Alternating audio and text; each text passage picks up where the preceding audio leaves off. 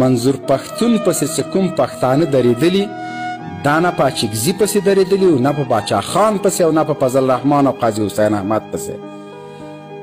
دا ویره زه لرم خدای دې وکړي چې زما ویره غلطه ثابته شي. منظور پښتون ته وایم چې کوم باور در باندې پښتنو کړی ده ګوره چې خرڅ نشي. کوم باور چې افغان کوم ننګ چې افغان در باندې کړی ده ګوره چې خرڅ نشي. کومه وینه چې ستا د ملګرو توی شوې ده ګوره چې ضایع یې نه کړي. کوم مصرف کوم تکلیف چې د تا دپاره زندانونه حتی په اروپا او په امریکا کې خلکو تیر کړي دي ګوره چې خرڅ نشي. دا زما ساده ګوجر چوپان د غواګانو والا یوه مشوره درته.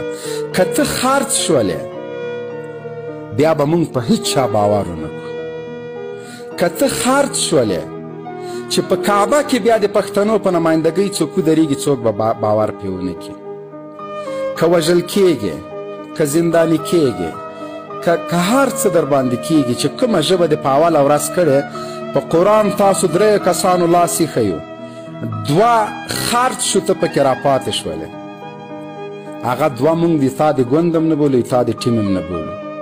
افغانان ډېر کړېدلي دي. اوس هم موږ هر درد چې موږ ته رسېږي له کوزې خاورې د موږ له غېږې نه د ایسای ایجنټان او بوډاګان موږ ته دا د زهر ستنې چې موږ ته لګېږي د پښتون په جامه کې موږ ته لګوي. زما دارلمان پنجاپی په خپله نه د راغلنې دوران کړی. زما 6,000 چاینه ټانګه پنجاپی په خپل لاس نه دي اره کړي. ما ورته اره کړي دي تا ورته اره کړي دي ما او تا یې اخیستي یو. او راځئ ټول افغانان له د خپل هیواد سره مینه د مینې په خاطر یو لوړ او قسم وکړو چې هیواده نور دې نه خرڅوم. هیواده خیانت نه در سره کوم. هیواده ستا جاسوسي بل چاته نه کوم. موږ همیش د مور مور مور مور مور چغې وهو چې هیواد مور ده. خپل مور ته فرنګیان راولو روسان ورته راولو پنجاپیان ورته راولو ټوکر ټوکر یې کوو په بمونو یې الوزو تعمیرونه یې ورته ړنګوو هر څه ورته کوو موږ یې په خپله باندې کوو خو په مختلفو جامو باندې یې کوو په مختلفو رنګونو یې کوو. مونږ په نیکټایي کې مونږ په پکول کې مونږ په پتلون کې مونږ په لونګۍ کې په هره جامه کې مونږ خپل هیواد وران کړی ده. دا زه چې نن غږېږم جغرافیا لرم که خدا ناخواسته دا ما ته په هیواد کې د نن هم پرنګیان ناست دي. اوس هم د خراسان خبرې کوي د افغانستان د تجزیې خبرې کوي.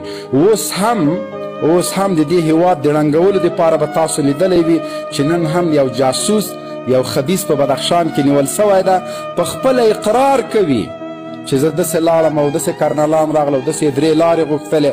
دا معما نه ده دا وړه خبره نه ده.